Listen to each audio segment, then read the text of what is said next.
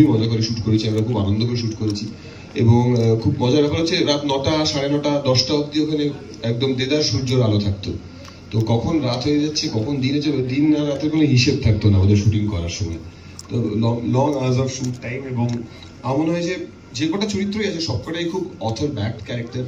এবং যে ইমোশনটাকে ধরার চেষ্টা করা হয়েছে, যে সত্যিতেই একটা প্রশ্ন তো সবার মনেই চিরকাল থেকে যায় যে মৃত্যুর পরে কি, হোয়াট আফটার দিস। তো তার একটা উত্তর না হলেও তার একটা ইমোশনাল অ্যাঙ্গেল এই ছবিতে আমরা খুঁজে পাওয়ার চেষ্টা করেছি। রূপঙ্করদার গানটা দুর্দান্ত, খুবই মানানসই ছবিটার সঙ্গে, খুবই ভালো লাগছে। ইচ্ছা করছে না, বিজ্ঞান কি বলে, এরপর আমরা কোথায় যাব?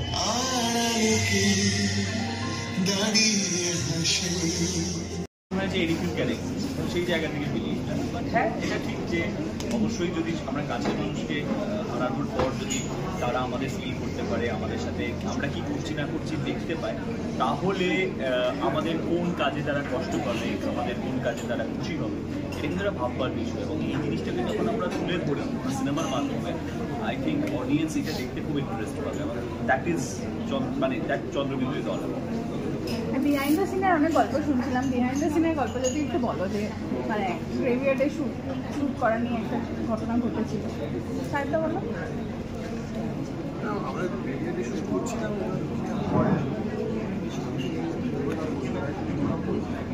আমাদের একটু জোগাড় করে নিতাম। তো সেই ক্ষেত্রে আমরা গ্রেভিয়ার্ডে শুট করছি, সেখানেই একটা গ্রেভের উপর সেখানে টুইন হাজব্যান্ড ওয়াইফ পাশাপাশি রাখা, সেখানে থেকে যেটা হয়েছে যে গ্রেডটাকে ইউজ করা হচ্ছে লোকেশন হিসেবে। ভুলটা আমাদের এটা ইউজের পারমিশন না নিয়ে হচ্ছে, কিন্তু ওখানে একটা ছাত্রটার ছবি, একটা পরিবারের ছবি রাখা হচ্ছে এবং সেটা সত্য মারা গেছে। ফ্যামিলি ভিজিট চলে এসেছে, এসে দেখছি যে সাহেব মায়ের শান্তি আল্লাহ তুলি হেভি কেঁপে গেছি। তো এইরকম বিভিন্ন ঘটনা ঘটেছে। এবং আমাদের সব থেকে যেটা অসুবিধা, তো যেহেতু তো আগে করেছি ডেফিনেটলি, কিন্তু আমার প্রথম ছবি ছিল এটা, অন্ধকার হচ্ছে না, হ্যাঁ, তারপর 1:30 বাজে ঝকঝকে আলো, 9:30, 10টা অব্দি হচ্ছে। ইট ওয়াজ গুড ফান। এবং একটা মুহূর্তের জন্য মনে হয়নি যে কন্টেন্ট বা কিছু একটা করছি আমরা। মাঝে মাঝে অন্ধকারে একদম মহিলাকে দেখতে পেলে গান শুনতে, কিন্তু তাছাড়া খুব একটা বেশি কিছু হয়নি। এবং সব থেকে মজা হতো যে যখন একা হয়ে যেত, যেই লাইটস অফ হয়ে গেল, ঘুটে অন্ধকার। It's so beautiful actually. In fact, আমি সময় আমার মনে হয় যে graveyard is a place of piece. শান্তি, ঘন্টা তো চুপচাপ থাকবে, অদ্ভুত। মানে ওখানেও আমার শটের মাঝখানে বসে থাকতাম, আমি তো আমার এই বেঞ্চে, ওই বেঞ্চে, সেই বেঞ্চে ঘুরে বেড়াতাম।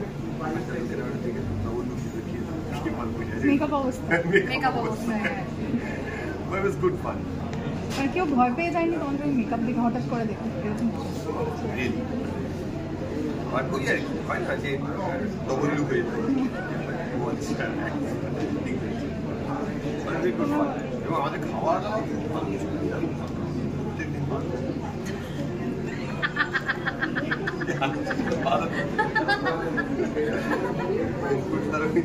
বাইরে থেকে টাকা ঠিক দোকান থেকে অর্ডার করে খাওয়া। কেন আমরা রেস্টুরেন্ট যেতাম বলে আগে প্ল্যানিং সর্টেড থাক, ব্যাকআপ হয়ে যাবে, খাবার চলে আসতে।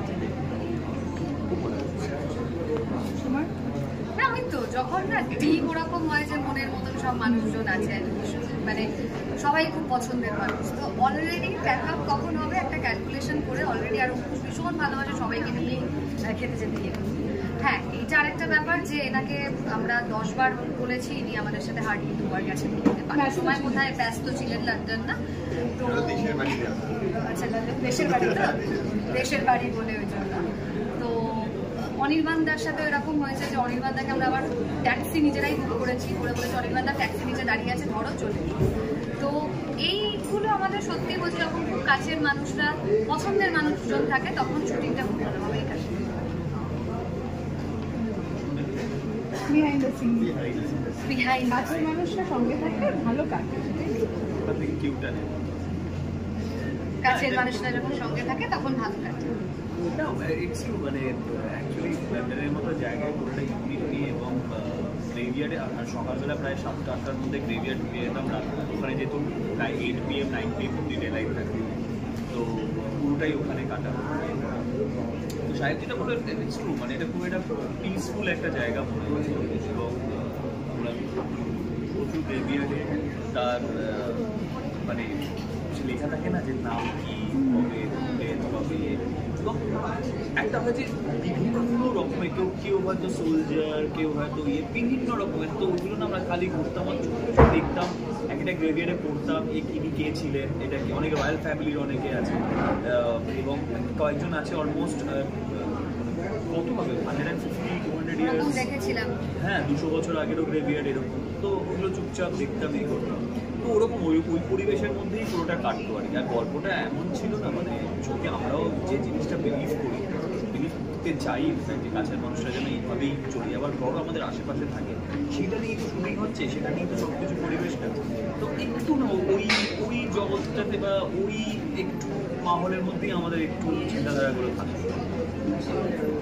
ইনফ্যাক্ট অ্যাড করতে চাই যে কারণ it's a very well maintain and মানে অ্যাক্টিভ একটা প্রচুর ভিক্টোরিয়ান এরার আর্কিটেকচার এবং কিছু কিছু দিয়ে এত সুন্দর মনোলিথ দিয়ে তৈরি করা, বড় বড় উঁচু উঁচু মনোলিথ দিয়ে তৈরি করা, মানে দেখতেও খুব সুন্দর, মানে ওটা করছি ভিজুয়ালিও খুব সুন্দর লাগছে, মানে এত ওয়েল মেনটেন পুরো জায়গাটা যে মানে শুটিং করতে গিয়ে দেখে মানে রেডিয়াটের মধ্যে একটা আলাদা সৌন্দর্য তৈরি হচ্ছে, বিশেষ করে কিছু কিছু গানের সিনে তো বসে কয়েকটা শর্ট ছিল দুর্দান্ত। এটা তুমি বলো যে দুজনের মধ্যমণি হয়ে কতটা দেখুন করেছে, মধ্যমণি দেখে মনে হচ্ছে বলেছে প্যাম্পার করে রাখতে, হ্যাঁ ভীষণ প্যাম্পার করেছে, প্রায় চকলেটসের প্যাকেট নিয়ে আসতো, আমাদের জন্য নিয়ে আসতো, এনে দিয়ে যেত, এনে খাবো দিয়ে যেত, কিন্তু তার বদলে যা যা অপমান করার সব ওটা হিসেব হয়ে গেছে। আরেকটা খুব ইন্টারেস্টিং জিনিস, ও ছিল আমাদের food depot, basically food depot, হ্যাঁ মানে আমরা সকালে শীতের জায়গায় খিদে বেশি, লাঞ্চ ব্রেক অব্দি ওয়েট করবো, চলে গেলাম অন্য জায়গায়, ঠিক তোমাদের প্যাকেট বেরিয়ে পোঙা বেরিয়ে একটা বড় গ্রাউন্ড ব্যাগ, তার মধ্যে ধোসা বেরোচ্ছে, আপেল বেরোচ্ছে, বাটার বেরোচ্ছে, ব্রেকফাস্ট থেকে ওর টিকা বের করে নিয়ে চলে আসছে। ওইটা মানে একটা 5 বছর ঠান্ডা মধ্যে তো খিদে পেয়ে যাচ্ছে, আর অঙ্কুশকে কিছু বলা মানেই বার্গার বলে না ফ্র্যাঙ্কেনস্টাইন তৈরি করেছি, তাই দুধ কলা দিয়ে কাল শাক, আমি আছি না ব্রেকফাস্ট চুরি করতো, তোমাদের জন্যই করতাম গো, সেটাও বলো, সেই বলে চোখ হোটেলের নিচে ব্রেকফাস্ট হতো, এই ব্রেকফাস্ট খুব চুরি করতো, আমাদের তো বফে সিস্টেমে প্যাকেজ করা থাকে, তো ও ভাবতো আনলিমিটেড খাবার, কিন্তু আনলিমিটেড খাবার তো মানে বসে খেতে হবে, নিয়ে যেতে পারবে না, তো পুরো গুষ্ট শুধু খাবার নিয়ে যেতে হবে, ক্যাপাসিটি আমার থাকতো না, ওই জন্যে ও একটা ঠোঙা নিয়ে যেত, ঠোঙাতে ওই যেটা সাহেব বললো সিরিয়াসলি ক্রোসন, আপেল, কলা, জ্যাম সব ভরে নিয়ে গিয়ে শুটিং নিয়ে, আর ঠান্ডার দেশ তো ও ঘন্টার পর ঘন্টা নষ্ট হচ্ছে, সেটা বলো যে সবাইকে দিতাম, একা তো খেতাম না, না সেটা তুমি এত বছর আছো ওরা এমনি হবে, আমার মনটা কত বড় বাবা।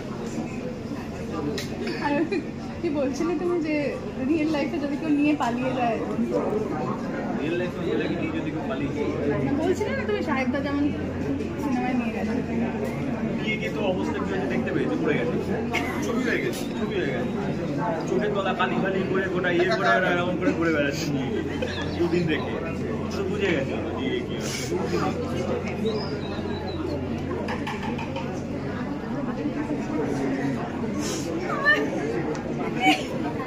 কিভাবে বললো যে